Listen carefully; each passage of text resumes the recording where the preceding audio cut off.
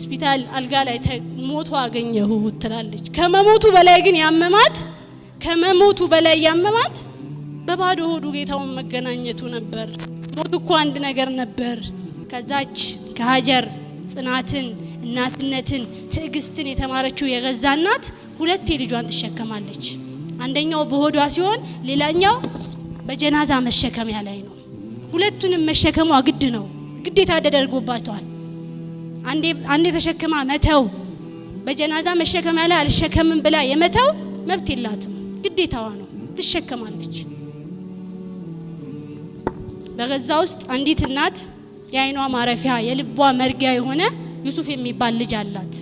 ታዲያ አንድ ቀን ቤት ውስጥ ቁጭ ብለው ሳለ እማ ርቦኛል አላት። እቺ እናት ትደነግጥና ቤት ውስጥ የሚበላ ነገር ካለ ብላ መፈለግ ትጀምራለች። ግን ምንም አላገኘችም። ወዲያው የሚበላ ነገር ካለ ብላ ከጎረቤት መፈለግ ትጀምር ትወጣለች። ስትፈልግ ግን አላገኘችም። ልፈልግ ወጣሁኝ ትላለች። ወጣሁኝ ግን አላስቻለኝም። ተመልሼ መጣውና በሩን እንዲዘጋ ነገርኩት ትላለች። ሄድኩ፣ አንድ በር ሁለት በር አንኳኳው፣ መልስ የሚሰጥ አልነበረም። ሶስተኛው በር ሄጄ አንኳክቼ ቤት ገና ከመቀመጤ የቦምብ ድምጽ ተሰማ ትላለች። ዩሱፍ ትዛለኝ፣ ዘግቼበት የመጣሁት በር ትዛለኝ፣ ልጄ ስሙ አቃጨለብኝ ትላለች። ሮጥኩ፣ ያለ የሌለ ኃይሌን በሙሉ ተጠቅሜ ሮጥኩ።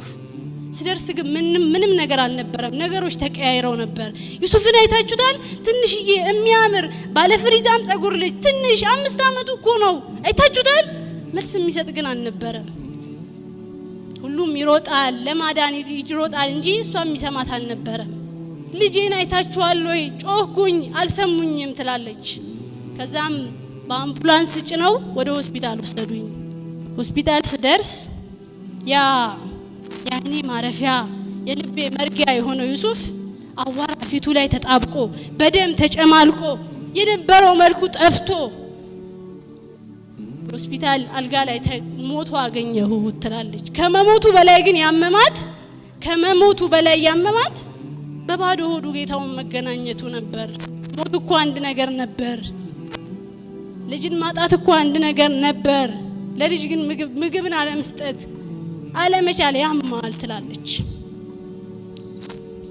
ረሃብ መጥፎ ነገር ነው ወንድሞቻችን። ከምቱ ከስብራቱ በላይ ረሃባቸው ነው ያሳመመን። ትላንት ከራሳቸው አልፈው ጎረቤት ሀገርን ሲያድኑ የነበሩ ህዝቦች ዛሬ ለራሳቸው ምግብን አጥተዋል።